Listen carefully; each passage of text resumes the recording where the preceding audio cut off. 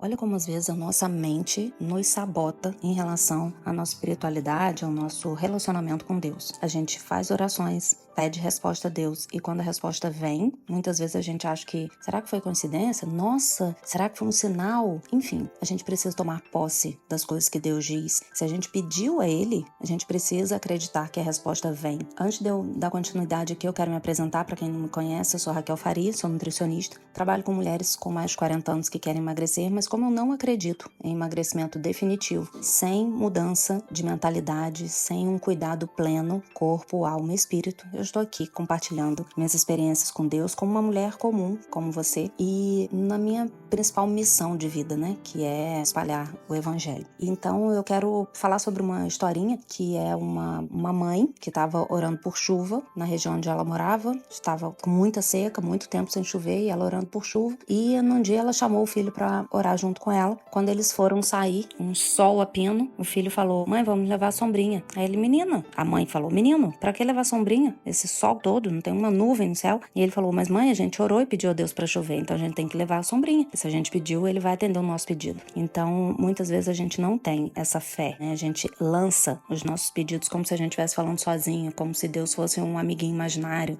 E é importantíssimo a gente tomar posse da promessa. E eu tô compartilhando isso com você porque eu anotei isso aqui no meu diário com Deus. Em 2019, eu fiz uma oração, pedi uma resposta para Deus sobre algumas escolhas que eu tinha feito naqueles últimos dias, alguns caminhos que eu tava seguindo. E eu fui abrir a Bíblia, fiz uma oração e pedi a Deus que se Ele quisesse me dar uma resposta através da palavra dele, que Ele me falasse. E eu abri a Bíblia em Juízes. E aí eu pensei: não, Juízes não tem nada, gente. Não tem nada para me responder em Juízes. Eu fechei a Bíblia. Quando eu abri de novo, mais uma vez em Juízes, eu falei: não. E Deus falou no meu coração: é aí mesmo. E aí eu abri em Juízes 18, 5 e 6, que fala o seguinte: consulta a Deus para que saibamos se prosperará o caminho que levamos. Disse-lhes o sacerdote: ide em paz. O caminho que levais está sob as vistas do Senhor. Olha que coisa maravilhosa. Eu tinha acabado de pedir uma orientação a Deus e Ele me traz uma resposta dessa, né? Uma confirmação de que era aquilo dali mesmo. E nem sempre isso acontece. Às vezes Deus não responde tão imediatamente. Às vezes leva um tempo com aquele ponto de interrogação na nossa cabeça, sem a gente saber se realmente o que a gente está fazendo é dele ou é uma vontade nossa, mas à medida que a gente está conectada com ele, a resposta dele vem através de uma pessoa, através de um vídeo, através da palavra, vem na igreja, vem num sonho, então ele vai confirmando.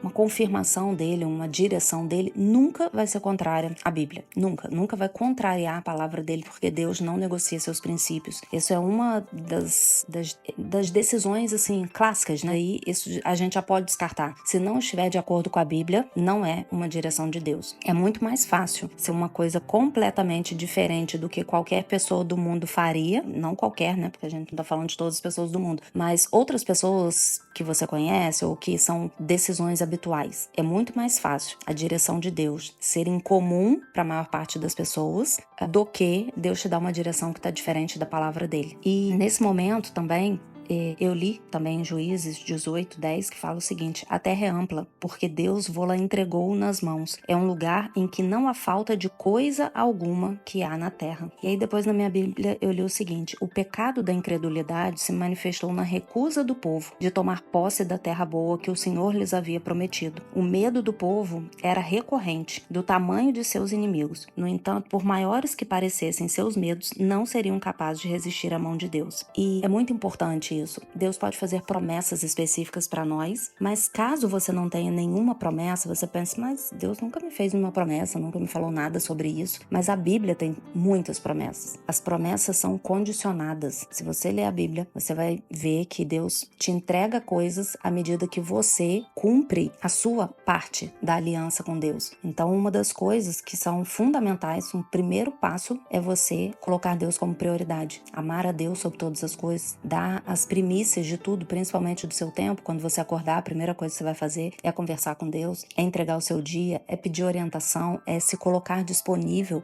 para servir a Ele naquele dia, para dizer não para suas emoções e sim para a direção dele. E isso repercute nos seus relacionamentos, no seu negócio, né, no seu trabalho, nas suas emoções e no cuidado com o seu corpo. Se a gente entende que o nosso corpo é templo do Espírito Santo, se você quer honrar o corpo que Deus te deu, que você vai viver na terra até o último último dia da sua vida, inconscientemente as suas escolhas são melhores. Você bebe mais água, você mastiga melhor, você presta atenção no que você está comendo, você não fica se entupindo de bobagem, você tá atenta quando as suas emoções querem te confundir e sabotar a sua rotina saudável. E eu não tô dizendo que você não pode comer nenhuma bobagem, né? Mas quando você come uma pizza porque você decidiu, hoje é domingo, eu como pizza e tá tudo certo. Hoje eu tô no aniversário, eu vou comer bolo e tá tudo certo. É diferente de você não ter controle sobre a sua rotina, de você usar a comida como consolo para suas emoções mal resolvidas, são coisas completamente diferentes. Então, quando a gente toma posse das promessas que estão na palavra, quando a gente segue o nosso dia, iniciando ele com uma direção de Deus, corpo, alma e espírito vão estar alinhados. E não acho que é uma coincidência que aquela palavra tá voando. Uma vez eu fui a uma igreja e a pastora falava assim, gente, isso daqui é muito sério, isso daqui é muito sério. Então a gente precisa ler a palavra como algo muito sério. É o Senhor sentado na sua frente te falando aquilo ali. É uma direção dele, uma ordem dele, uma promessa dele. É a presença dele através daquela palavra. Não uma frase solta igual uma frase na traseira de um caminhão. Isso é muito sério. Não negligencie a palavra de Deus. Tome posse, abra sua Bíblia, leia. Se você não entender, não conectar com alguma coisa que está acontecendo com você no momento, guarda aquela palavra, porque Deus querendo falar com você em algum momento, você vai entender o porquê. Essa é a minha palavra para você hoje. Um beijo.